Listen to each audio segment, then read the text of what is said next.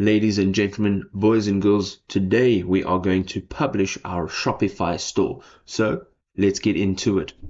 The first thing you want to do is go over to the left-hand side and you want to tap on online store. Now, this is only when you have completed your store setup and everything's ready to go. You've done some test payments, which we have a video on. You can go and check it out on our channel. You've also set up some products. You've gone ahead and made sure that your products are available as well. And you've also made sure that your store looks appealing. So when people jump on there, they can go ahead and purchase your stuff. So down over here in preferences, you can see that at the top it says your online store is password protected. Now you can either tap remove password or you can go all the way to the bottom, and over here where it says password protection, you can just uncheck this.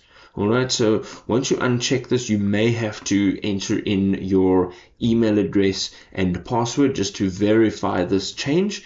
And the next thing we want to do is just go up to the top and enter in a homepage title. This is the title that will be seen when somebody is Googling your store. This will come up. We can also enter a meta description over here.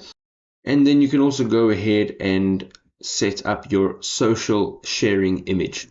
You want to also go ahead and tap on set up Google. This will just help you to track all of your sales, customers, movements, and so forth.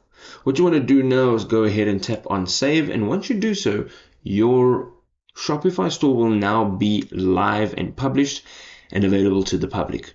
If you want to learn more about Shopify, go ahead and explore our channel. We've got tons of awesome content to help you learn and help you grow. We'll see you there.